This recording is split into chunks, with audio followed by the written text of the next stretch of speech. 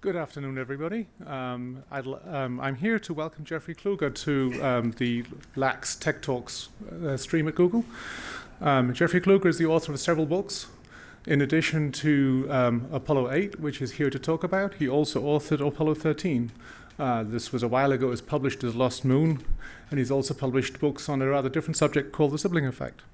He's a science writer and a senior editor for Time. He's been there for quite a while, 2 decades, and he's written more than 40 cover stories for that magazine over that time. He lives in New York City, so therefore, please welcome Jeffrey to Google in Los Angeles.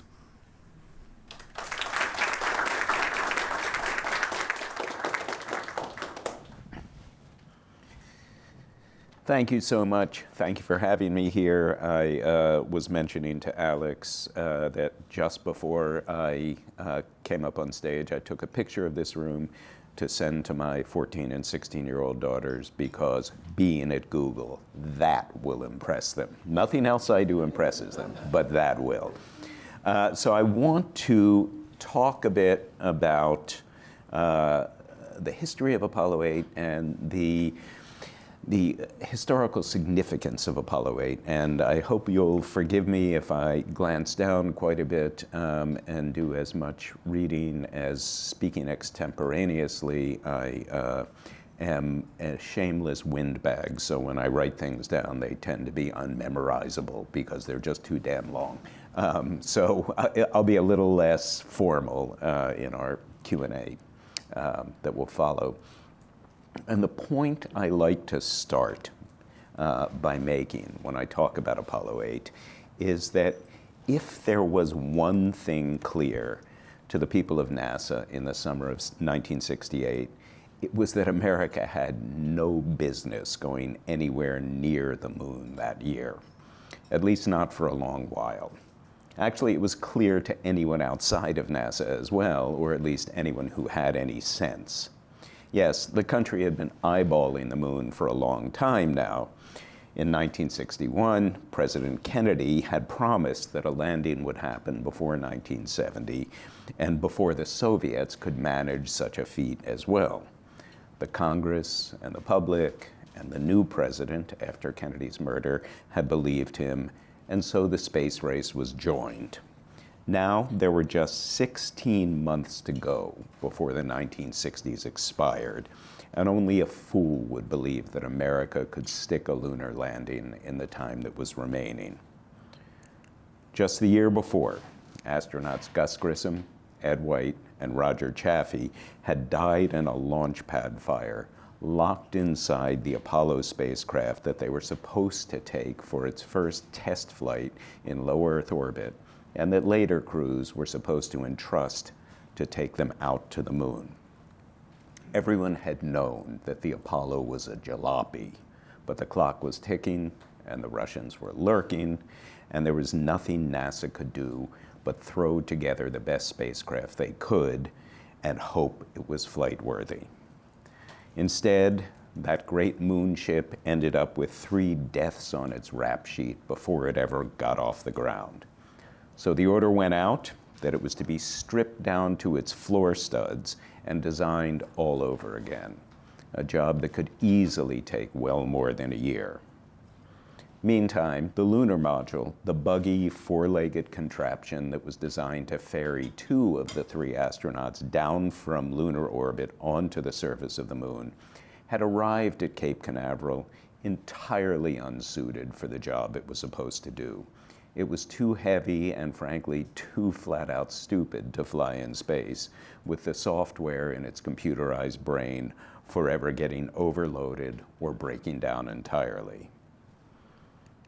And as for the Saturn V moon rocket, the massive 36-story machine on which the entire lunar enterprise depended, it had just 2 unmanned flights so far, and the second time, just 4 months earlier, in April 1968, it had vibrated so violently on the way up to space that it nearly shook itself apart. Any astronauts aboard the thing would have gone to pieces with it. The miserable state of the American space program seemed perfectly in keeping with the miserable state of 1968 itself, a blood-soaked year that included the assassinations of Bobby Kennedy and Martin Luther King, the Tet Offensive in Vietnam, and the Soviet invasion of Czechoslovakia, as well as riots in Paris, Mexico City, the Democratic Convention in Chicago, and in dozens of American cities. The great transcendent triumph of a moon landing, if it occurred at all, was destined to happen until not sometime in the 1970s.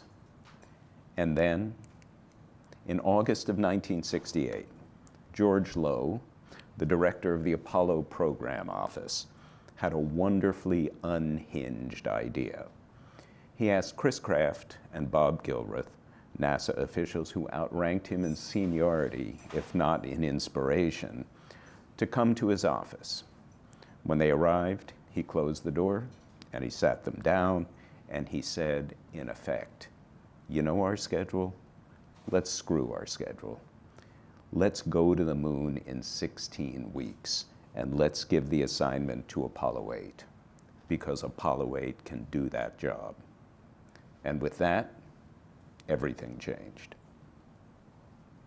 If Apollo 8 could make it to the moon by Christmas week 1968, it was going to be much more than just a political or technical achievement. It would be a threshold moment for the species as a whole.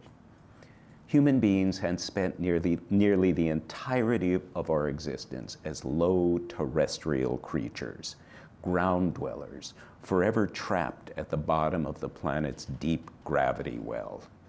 In the previous century, we had managed to haul ourselves out of the dirt a little bit, inventing machines that could carry us through the atmosphere and later, even above it, orbiting around and around the planet in a near-Earth zone we dared to call space.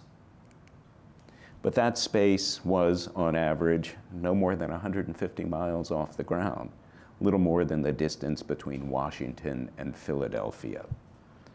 Apollo 8 would break that gravitational stranglehold at last. The astronauts would tear themselves away from the Earth, sail into the deep waters of deep space, journey nearly 250,000 miles, and then enter the gravity field of an entirely different body. Apollo 8 would not land on the moon. That would be for a later mission when the Lunar Module was at last ready. But it hardly mattered. When this mission was done, Homo sapiens would be transformed from a species of one world to a species of two worlds. There were a couple of ways to achieve that goal. The Apollo 8 astronauts could fly either a circumlunar mission, whipping around the back of the moon and coming straight home, or they could fly a longer orbital mission, circling the moon a full 10 times. By any measure, the orbital mission would be more dangerous. A circumlunar flight was something of a freebie when it came to the physics. Get close enough to the moon on your outward-bound journey, and the lunar gravity would grab hold of your spacecraft, send it on a low-flying arc over the moon's far side, and then fling it home like an around-the-horn toss from shortstop to first. The engineers called it a free return trajectory, and that nicely captured it. A lunar orbital mission would be a whole different beast. It would require the astronauts to fire the main engine at the back of their spacecraft at least twice. Once to slow them down enough so that they would be captured by lunar gravity and enter orbit, and once more to speed the ship up again so that they could break free of the orbit and come home. The Apollo spacecraft's engine, which is the red bell at the bottom of the ship, was a big, roaring blunderbuss of a thing, and it was built for reliability. But reliable isn't perfect, and what if it failed? That was the rub. If it fired once and got you into orbit, and then failed a second time, that would mean something much worse than the mere death of 3 very good men. In that case, those very good men would be trapped. eternally circling the moon as the moon circled the earth, around and around, forever and ever, sealed inside a $100 million sarcophagus that would never come home, but never just crash into the lunar surface and have done with it either. The moon, as one of the astronauts' wives darkly noted, would be ruined for everyone. No one could ever look at it again and not think of the 3 dead men. That ghoulish scenario argued compellingly for playing it safe and flying circumlunar, especially after the 1967 launch pad fire that made the wages of hubris so lethally clear. But there were other things arguing for a more ambitious mission. Future Apollo crews would have to orbit the moon anyway before landing, and if you couldn't trust your main engine to do the job it was supposed to do, then you never should have built it in the first place. An orbital mission would also allow the crew to conduct the photographic reconnaissance that was necessary to look for smooth, safe landing sites for later crews. So the decision was made that Apollo 8 would go into orbit, despite the fact that it was the harder, scarier, riskier thing to do, because in addition to all of those things, it was the right thing to do. Atlas rockets had been the scarier, riskier choice for launching the first Americans to Earth orbit too, because the things were exceedingly temperamental and had a troubling tendency to explode on the way up. But the lightweight and the high speed of the Atlas also made it the right booster. So the people of NASA just made sure the things worked the way they were supposed to. In the same way, an Apollo 10 lunar orbit was precisely the right mission needed at precisely the right moment in exploratory history. And so the decision was made that it would be flown. Only 16 weeks after George Low had his wild idea, at 5:11 a.m. on December 21st, 1968, 3 days before Christmas Eve, veteran astronauts Frank Borman, Jim Lovell, and Bill Anders climbed into their Apollo spacecraft at the top of the 363-foot tower that was the Saturn V and prepared for a 7:51 a.m. liftoff for the moon. The redesigned Apollo spacecraft had been certified fit for flight, as had the Saturn V rocket. Wernher von Braun, the German genius and expat who had designed the V-2 missiles that rained terror on London during World War II, and was now involved in the more peaceable business of designing rockets for NASA, assured his bosses that vibration dampers he had added to the rocket since its disastrous April launch would ensure a smooth ride to space. Still, the astronauts who were staking their lives on von Braun's word were not impervious to worry. Jim Lovell was assigned to the spacecraft's center seat because the hatch directly over his head. That meant he would enter the cockpit last, with Borman climbing in first to the left-hand seat, and then Anders into the right-hand seat. And that, in turn, gave Lovell a moment alone on the scaffold-like gantry at the top of the rocket, waiting for his crewmates to settle into position. He looked down at the far below ground and noticed for the first time the hundreds of thousands of people and the tens of thousands of cars gathered to watch the liftoff. He also noticed that not a single one of those spectators was allowed within a 1.5-mile radius of the rocket. A circular no-go footprint had been stamped around the massive, violent machine that was the center of so much attention, and the crew of Apollo 8 was perched directly on top of it. Lovell thought, maybe they know something we don't. He was joking, mostly, and then he made his way into the cockpit.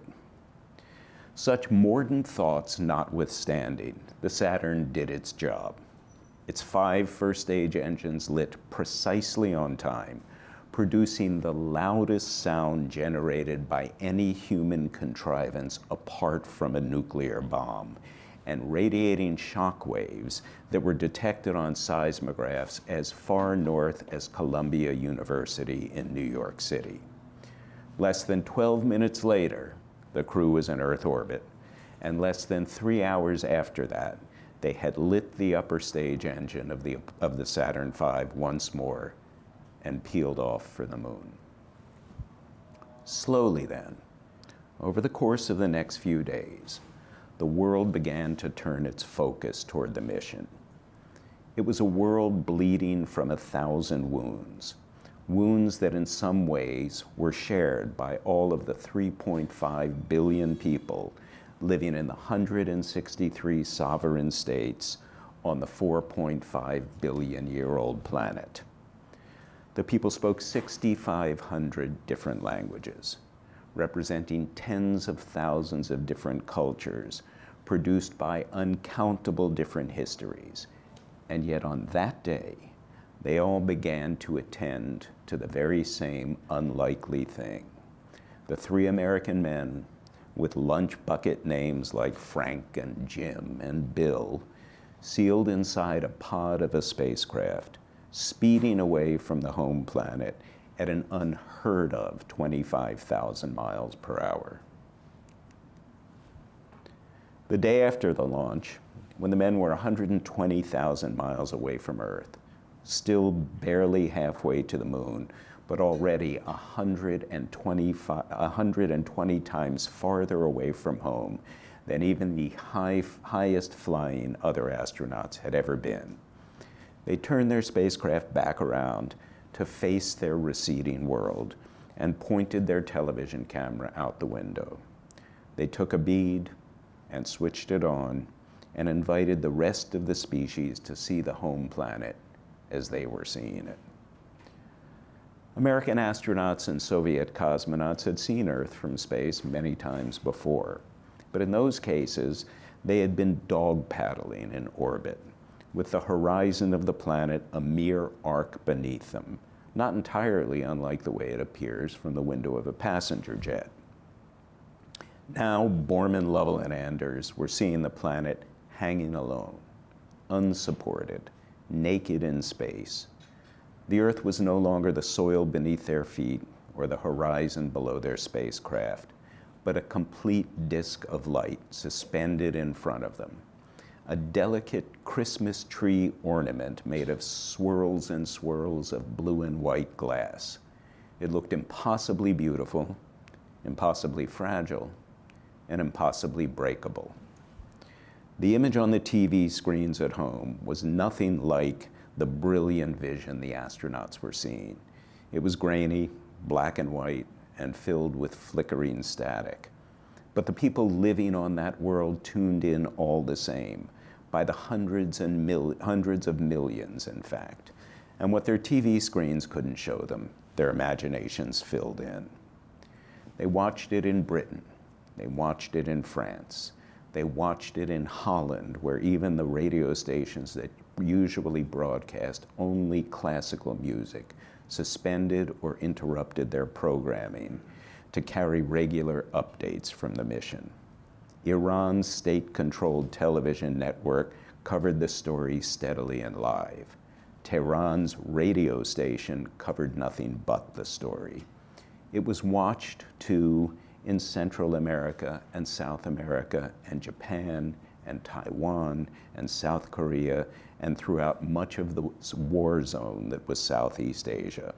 It was watched in Africa and Australia and New Zealand and India and Turkey and the Philippines. And all of that was before Apollo 8 had even reached the moon. As the next 2 days unfolded, and as Christmas Eve arrived, the Apollo 8 crew at last sailed into the gravitational influence of the unlikely place their nation and their species had sent them. Having traveled more than 230,000 miles since they left the coast of Florida just 3 days earlier, they would now skim over the western limb of the moon at an altitude of just 60 miles, or a margin of error of just 0.0251% compared to the distance they'd traveled so far. Only when they had whipped around the far side of the moon, with radio communications completely cut off by the intervening lunar bulk, would they fire their engine to settle into orbit. It would be one of the most consequential maneuvers in the history of human aviation, and the three men would be completely alone when they executed it. The capsule communicator in Houston called up to the spacecraft. "Safe journey, guys," he said. Borman answered, "Thanks a lot, troops." Houston answered, "We'll see you on the other side." And at that moment, the precise second NASA had calculated, the communications line was cut. Alone on the far side of the moon, the astronauts were flying backwards and with their windows facing upward, so that while their radar system told them that the lunar surface was barely 6 miles beneath them, they could not see that for themselves. Soon enough, however, the ship had backed far enough over the leading edge of the moon that a small bit of the ancient gray surface stretched in front of them, just visible through the backward-facing windows. It was a huge, ruined, meteor-blasted beach, stretching out to the right and left in a changeless gray-white expanse that didn't stop until it spilled over the horizon. Lovell saw it first and cried out simply, "Hey, I've got the moon." The other two men sprang to their windows, peered through them, and fell silent. More than 4 billion years earlier, a passing planetesimal had collided with the infant Earth, knocking it to the cockeyed 23-degree angle that would one day give us our seasons, and sending up a great debris cloud that, for a short time, formed a ring. Eventually, the ring coalesced into a moon. That new satellite would soon become gravitationally locked to the Earth, meaning that it would always keep one side facing its parent planet and the other side pointing out to space. Less than 1 billion years later, the first one-celled organisms appeared on Earth. It would be another 2.5 billion years before multi-celled organisms, some with rudimentary light-sensitive eye spots, followed. And on dark nights, those spots possibly registered the photons pouring down from the brightly lit moon. Later, other organisms with better eyes, and in one case with a big brain and opposable thumbs and a consuming curiosity about the things in the nighttime sky, would come along too. And in all of that time, not a single earthly eye had ever seen what the 6 human eyes belonging to the 3 men in the Apollo spacecraft were seeing. It would become a matter of historical record that the Apollo 8 engine burn would succeed, that the crew would settle safely into orbit and remain there for their 10 planned revolutions, or 20 hours. It would become a matter of history, too, that on Christmas Eve, at about 9 p.m. East Coast time, they would point their camera back out the window and beam images of the lunar landscape crawling slowly beneath their spacecraft to a television audience that this time measured an estimated 1 billion people, or nearly 1 out of every 3 human beings on the planet. And finally, it would become a matter of history, too, that on that extraordinary night, in that murderous year, they would end their broadcast with biblical verses, the verses of Genesis that spoke of birth. Apollo 8 could never fully balance the mortal ledger of 1968. The lives that were lost that year were lost all the same. The wars that were fought all the same. But that didn't mean Apollo 8 couldn't redeem the year and in some small way redeem the civilization that had sent the crew out on so outrageous a mission. There were political, industrial, and scientific reasons to go to the moon. But we went to the moon in a year we had no business going there because at some level we couldn't not go. Because we get restless standing on one peak for too long without yielding to the urge to explore the other peak. Because to sit on a shore and look at the ocean is to be taunted by that expanse until we at last get up, sail out across it, and then taunt it back from the opposite shore. Apollo 8 was just that kind of act of defiance, and joy and courage too. In a very dark time, it brought us all a tiny bit further into the light. Thank you.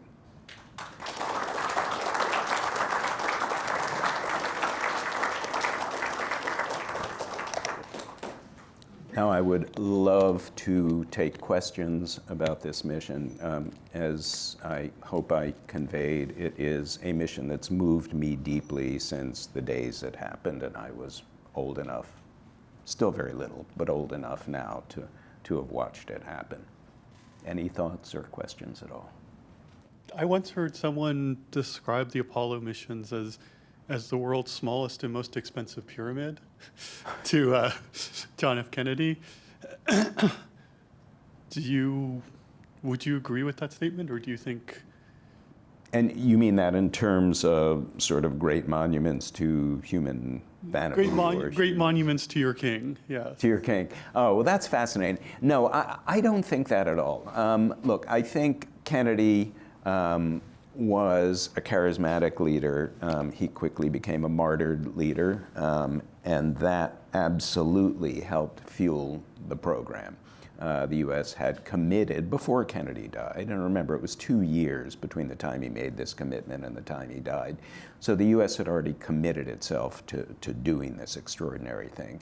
I do believe that Kennedy's death made it now non-negotiable. Had Kennedy lived and had he suffered the challenges and the swings in popularity that any president faces, I suspect the space program would have come under more intense attack than it did, and there were plenty of budget-conscious people in Congress who were opposed to it, or at least opposed to moving so quickly. So sure, Kennedy's commitment to do it made it a moral, emotional, romantic imperative for the U.S.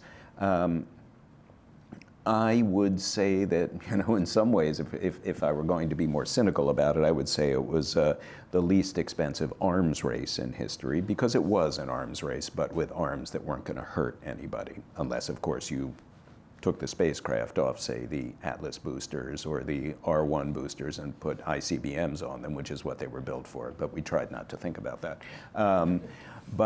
No, I think it was an exercise in American projection of power, but of moral power and of courageous power. And I do not,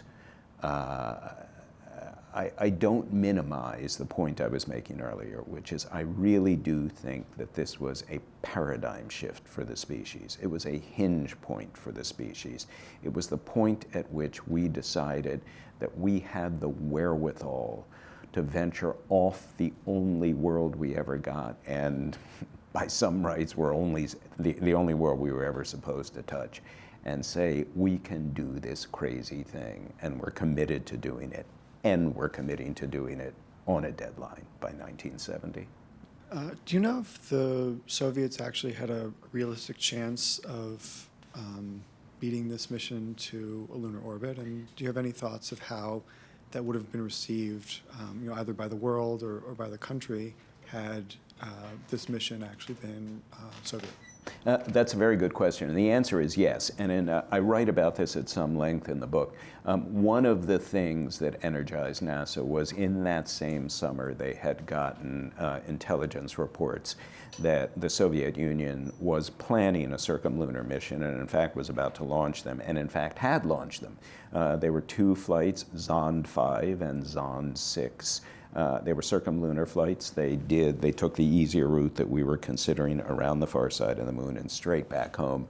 On both flights, they had small animals, insects, and I think mice.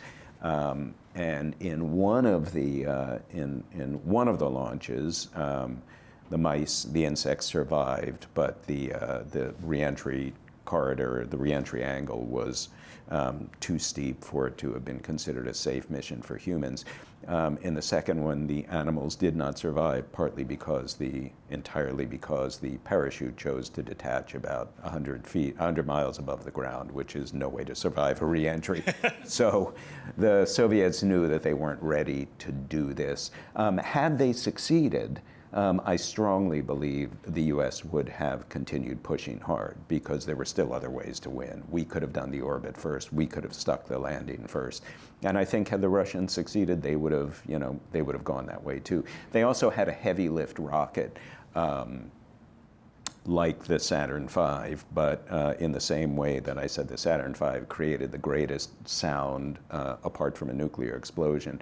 Their rocket, the N1, at one point did explode on the ground, and it was the largest explosion in history apart from a nuclear explosion. So they had some wee technological problems to overcome, and they did not have the financial wherewithal we had. Communism was a well-intentioned system, but it never balanced its books, so they didn't have the money that we had. So I had another technological question. There was a great circa 1950 science fiction movie called Destination Moon, which Robert Heinlein was the advisor for, and people used an atomic rocket to get to the moon, right? With water as reaction mass. And I was thinking, well, okay, that was like a good sci-fi idea, but clearly we weren't going to do it. But I was at the Atomic Testing Museum with our company trip in Las Vegas recently, and saw an atomic rocket engine that had been tested in the early '60s, which used an atomic reactor and hydrogen. It was considerably more efficient than the engines we ultimately used on the Saturn V. And I just wondered if you had any more detail about, the atomic rocketry trials. The problem with atomic rocketry was 2 things. It was infinitely more complex than what you're doing when you're building rockets, which try as hard as they possibly can on any launch to blow up and kill you. What you're trying to do is minimize moving parts and minimize risk. So that mitigated against that. Also, a chemical explosion is very different from a nuclear explosion. And, as recently as 1997, there was all manner of outcry when the Cassini spacecraft was launched to Saturn, simply because it has a small radiothermal generator as a power system. And that was basically a pellet of plutonium, I think. And there was global outcry about what would happen if it blew up. So I think the risks were too considerable. Now, as magnificent as the Saturn V was, there are some very crude things about liquid rocketry. The first stage of the Saturn V was fueled partly by liquid oxygen, which sounds nice and clean and modernistic. It's very cold, it's cryogenic, so that sounds nice and modern. But filling most of the tanks was kerosene. So we were back in the old era of the hurricane lamp and launching rockets with that chemistry. So the movie that came out a few years ago, Gravity, I know there were debates about how scientifically accurate it was with regard to space. But the thing that struck me most was the final scene where Sandra Bullock ends up on the shore and is just so grateful to be back.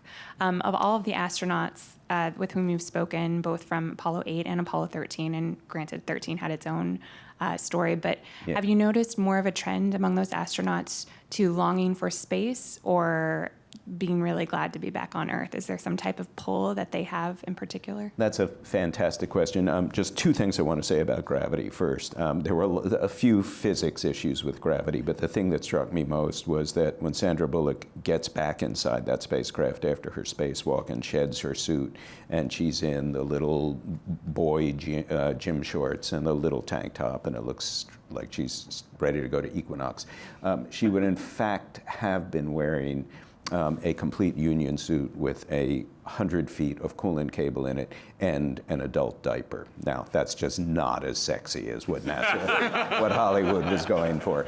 The other great detail about gravity is that it cost India $75 million to send their first spacecraft to Mars, and India has been the first country and only country so far to get Mars right on its first try. Every other country fails all the time when we first try to get to Mars. Their $75 million was less than it cost to make gravity. So props to the Indians. Every astronaut has a different take on that.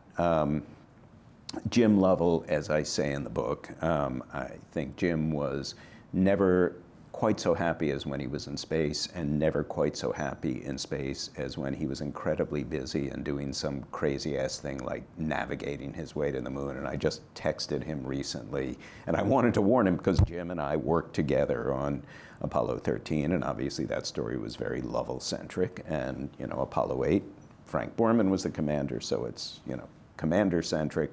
And I wrote him and said, you know, I hope you like the movie. You may have to wade through 40 more pages of Frank Borman backstory than you might like before you get there. And he wrote back and he said, as long as you remember to say that I navigated those two characters to the moon, I'll be fine. So he loved being in space. Frank Borman was a very different man. Borman comes across in my book, and he readily owns up to this. He was a very serious guy, very hard-headed, very much a grind, and I don't mean that in a nasty way. I mean that in get the job done. Now he is much more frank and quite funny, actually, at age 88. I did not expect that when I got to know Frank Borman. And I asked him, you know, the question he's been asked a million times. I said, you know, when you're outside at night, and he lives in Billings, and the skies are just glass clear, and I said, and you look up and it's a full moon, do you ever think, you know, I can't believe I was there? And he said, I've tried, because people always tell me I should feel like that. But it just never clicked for me. And he said, look, the moon did nothing for me. It was Earth that did it for me. And Bill Anders said that as well. He said, we went to the moon to discover the Earth. I think some of these guys, when they get home, they're happy to be home. Look, we shouldn't lose sight of the fact that we have just the coolest planet in the solar system and possibly in the universe. It's perfect in all respects for life, and it's gorgeous. It hangs in space, this swirl of color in a solar system. Yeah, you know, Jupiter's got some color, but those are all toxic clouds. You know, we got a terrarium here. It's magnificent. So when you, especially when you're flying over the moon and it's a wasteland, I mean, you know, there's a reason that when we talk about something that's terrible and bleak these days, we call it a moonscape. Well, the moonscape it's one nasty, ugly place. It's dead, it's gray, it's dry, it's windless. It's, you know, it's got an ugly beauty, but you can't get away from the ugly part. The Earth is magnificent, and I think there's some astronauts who really want to be back when they're done, and other astronauts who just love the heck out of flying in space. So it depends on the person. Thank you. So you talked a little bit about how the astronauts broadcast images from space. Excuse me. I'm wondering what the reaction was in countries like the Soviet Union when, like, were those images also broadcast live on TV in those countries? I'm sure there was some censorship, and just like if you could talk a little bit about how the USSR and some of the sort of adversaries of the United States reacted to this? It's a really good question, and one of the research tools that I found very helpful that Jim Lovell recommended to me, I wasn't aware of it, was a book by a man named Boris Chertoff, rockets and men. It was called, it's a 4-volume set from inside the Soviet space program back then. He was a man in the room where it happened, and he was aware of everything that was going on. And he said that yes, it was, nothing was shown live.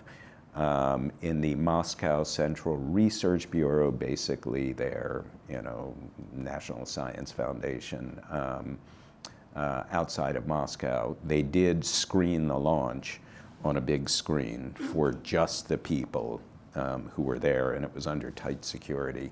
And he admitted to a funny thing. I don't know if you've ever seen the footage of a Saturn V taking off. When that big first stage separates, it's about 26 miles up at that point. There are explosive bolts and small rocket jets that separate it. So for an instant, it looks like the rocket blew up. And then that burst subsides, and you see the first stage fall away safely, and the second stage ignites. And he confessed that everybody in that room had an immediate sense of, there was this oppositional tension, because on the one hand, all of them thought, it blew up, we're still in the game. And on the other hand, all of them honored the missile man's credo, which is that you never root for the other guy's rocket to blow up, especially when 3 people are on board. But once it got to space and it left Earth orbit, the maneuver called TLI, translunar injection, which was the pivotal moment, we're heading out to the moon now, they shut down the big viewing room, and they did continue to watch it, but they watched it with just a handful of people in a conference room with a feed they were able to rig. I think they rigged it from Eurovision. The thinking was some spotty pirating of signals across Soviet Union and presumably across China as well, Eastern Europe, any place under the Soviet lockdown. And back then, I don't know, the right aluminum foil on the right rabbit ear antennas with the right Radio Shack box, you could pirate a crackly signal, but for the most part it wasn't reported. To their credit, when the spacecraft did get into lunar orbit, they did report that promptly on TASS. Promptly means, a couple hours later, which by Russian news standards at the time was practically live as it happens. But yeah, they kept it as quiet as they could because it was a big blow to the Soviet space program. Just a quick addition to your answer. In Soviet Union, up until 80s, there were no direct broadcast of any launch, with one exception, which was Apollo Soyuz in 1975. Everything else even was tape delayed for at least 2-3 hours. Is that true? Yeah. Yes, and it was complete blackout of 1968 and the 69 lunar missions. Again, up with exception of newspaper article next day that something happened. Apollo Soyuz was, as most people probably know, it was a result of Nixon-Brezhnev détente, and an Apollo spacecraft met a Soyuz spacecraft in orbit, and they docked. Shortly before, that was 1975. In 1971, the Soyuz 11 spacecraft returned to Earth. It was one of their great space tragedies, only a few years after our Apollo 1 tragedy. It re-entered. The guys were perfectly fine as they re-entered. When they came out of blackout, there was absolute silence from the spacecraft, and the ship had catastrophically depressurized on the way down, and they died. Flash forward a couple of years, we're preparing for Apollo Soyuz. We knew there had to be an adapter module, airtight adapter module, built between the two ships so that they could dock properly and there would be a tunnel between them. And the Soviet Union said, we can take care of this if you want. And NASA said, we'll handle it. That's okay. We're on top of this. And Russia agreed, and I think they understood it was because that was sort of a trauma. So that one worked nicely. So first of all, thank you very much for coming and telling us those very amazing stories. My question is, as you mentioned, Apollo 8 was the first in very many aspects of space exploration, including relighting of the engine like 3 days after the launch and high-speed re-entry on the way back. So very shortly after Apollo 7 disaster and tragedy, why wasn't this mission flown as unmanned mission? It's one of the unique cases where there was nothing sent before and nothing was tested before without actual people on board. Well, that's a very good question. Actually, there were two unmanned Apollo flights tested. One, Apollo 4 in late 1967, which was a terrific success. One, Apollo 6, which was in early 68, which was a disaster when the Saturn V almost tore itself apart. The idea of Apollo 8 was to jumpstart what was going on. The idea was to say, we are capable of doing this thing, and we are done being overcautious. The agency had become risk-averse, as they certainly had a right to be after Apollo 1. They knew that their budgets were always on the line, and they realized we have, in order to keep the momentum going here, we have got to be willing to make this happen and to put people on board this spacecraft and move the ball forward if we have any chance at all of landing on the moon by 1968. You know, there's one great thing that I've always thought, and that is we do, as human beings, we anthropomorphize our machines. So we send the little Mars Pathfinder lander to Mars in 1997. And it was like the size of a toaster oven on a skateboard. It was absolutely adorable. And we use words like plucky and tenacious, and I just used adorable. We anthropomorphize our machines because we just adore the fact that if we can't get to these places, at least by proxy, we can build machines that are, you know, I saw the Cassini orbiter, Saturn orbiter, on the floor of its factory at Jet Propulsion Laboratory in 1997. Big thing, weighs a ton and a half, just huge. And I looked and I thought that every single component in that spacecraft was created and handcrafted here on Earth. It is an agglomeration of metal and silicon and rubber and plastic and all manner of other components. And it was built by highly evolved human hands. And it is a thing of Earth. And in a couple of years' time, it's going to be a thing of Saturn. It's going to have moved from Pasadena, California, to the Saturnian system, 880 million miles away, just because we said, we're smart and we're goofy and we're crazy and we're idiosyncratic and we can do this stuff. So that's how we react when robots go. When human beings go, we are exponentially more thrilled. Jim Lovell, Frank Borman, and Bill Anders did not go as Americans. I mean, yes, they did. And, you know, frankly, the fact that their spacecraft had an American flag on it delighted me, and the fact that, you know, the first flag on the moon was an American flag delighted me because, you know, I mean, America's my favorite country. But Homo sapiens is my favorite species. And, you know, these guys were us. So I think once you got people out there, it deeply and instantly reanimated the space race. And I think that was the reason to do it. Think. So I hate to be the one asking all the cynical questions. Cynical is okay. But we all remember the Apollo missions, and we all remember going to the moon. But most people have kind of forgotten that we haven't been out of low Earth orbit for as long as some of the people in this room aren't been alive. Right. There had been no one past that dog paddling that you were talking about. Right. Some people say, when somebody says, you know, if we can put a man on the moon, we can blah, blah, blah. And their answer is, no, we used to be able to put a man on the moon. Yeah. When do you think we'll ever go back, go out of low Earth orbit again? Well, I'll tell you something funny. Tom Hanks said back in 1995, and we're already talking about more than 20 years ago. We were at a lunch at the National Press Club in Washington, and he said, the thing that strikes me is Here we are in 1995. We are making a movie that is essentially a period piece with all of the women in the movie with beehive hairdos and all of the men in these fabrics not found in nature band lawn shirts. And the kitchen appliances are all harvest gold or avocado green. Why that was ever fashionable, I don't know. And all of the cars are big 1970s, 1960s gas guzzlers.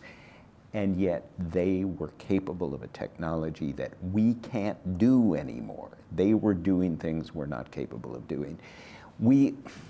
I've always said that of all of the millions of words John Kennedy spoke in his long political career, there was a single verb in a single speech that was the most empowering, and that was choose. When he said, "We choose to go to the moon," not because it's easy, but because it's hard, which was also a very nice thing to point to make.